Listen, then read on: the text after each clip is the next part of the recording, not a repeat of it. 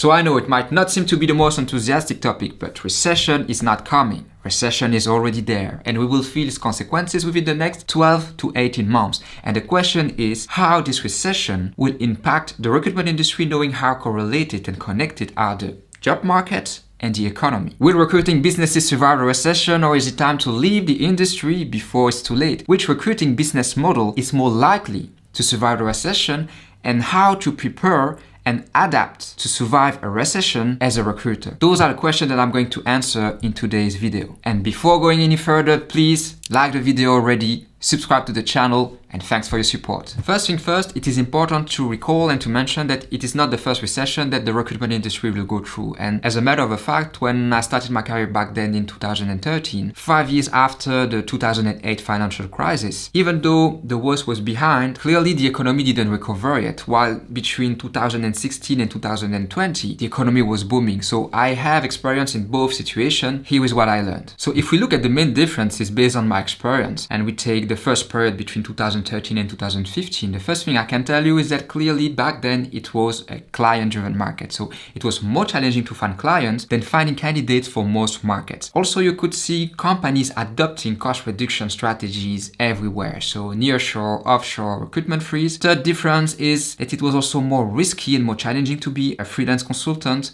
You would spend more time looking for a new mission between two projects that you would do now. So for example, back then it would be between 1 to 3 months to find a new project. And overall, I would say that companies were reluctant to take risk. So they would hire only if they had to. Now, if we take the period between 2016 until now, it is totally different. First of all, we are in a candidate-driven market, which means that mainly it is more challenging and difficult to find candidates than finding clients. We are all struggling and fighting for the same candidates. The demand is higher than the supply, and there is a huge talent shortage. Also, for freelance consultants, nowadays they are almost as difficult to find than employees. And for recruitment budgets, they are significant for companies now. You are no longer in the cost reduction strategies, and overall, I would say that companies are really eager to take risk nowadays, because even though they don't have an open role, because they know how difficult it is to find this specific profile, this specific talent, they won't hesitate to hire him. And do you know what I learned? Even though it might seem more exciting to be a recruiter in the current market conditions, the truth is that we still manage to find clients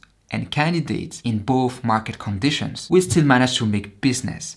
And this for 3 reasons. And the first reason is your value. As a recruitment business, you have a real added value. You are an answer to many problems. And those problems are still around even in a period of a recession. As a business, you are still relevant and you are still able to help many people. Reason number 2, both situations offer opportunities. Different opportunities, but they do offer opportunities. Let's take an example. A company needs to reduce their staff. They want to adopt an offshore strategy. They have a recruitment freeze. This might create an opportunity to hire a freelance consultant, for example. And the third reason why we were still able to perform during a recession is because we adapt. You have to adapt everything, your strategy, your business model, the market that you are covering. Are we focusing more on finding candidates? Are we focusing more on finding clients?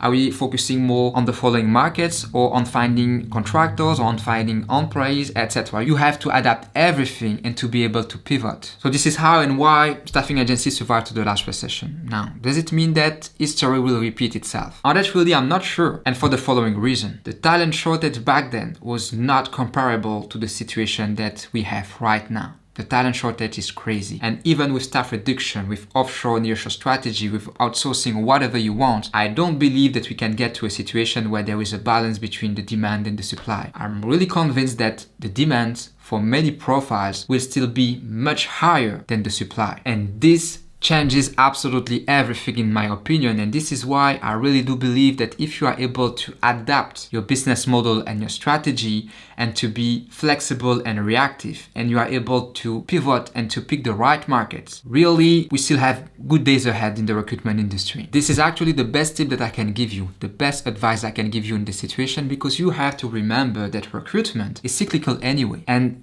one of our main strength as a recruitment business is our ability to be flexible, to pivot quickly, to adapt. So what you should do is to build your strategy around your client's challenges. Have a strong strategy, have a clear vision, have a good blueprint, and have a long-term vision. Don't panic. Don't panic in the short term, always a long-term vision, and then you will be prepared. But if you believe that keeping the exact same strategy that you have now will be working in 1 or 2 years from now, you will fail. Based on my experience, this is what will happen. So you have to make sure that you keep an open mind and that you are ready to be reactive when needed. And my second advice is the following. Will survive the companies, the recruitment agencies with the best USPs. What does it mean? It means that as a recruitment agency, we are all answering the same issue, the same problem on the market. For example, the talent shortage. But the question is, why are you different? Why should I work with you? Because if tomorrow there is a tension on the market, you need to stand out. And the only way to do that is a strong identity, a strong USPs, is to be able to demonstrate clearly to your client why you are the best solution on the market. So if you are not able to sell your services right now, and that you are mainly selling CVs, that should be your priority. Learn how to sell your services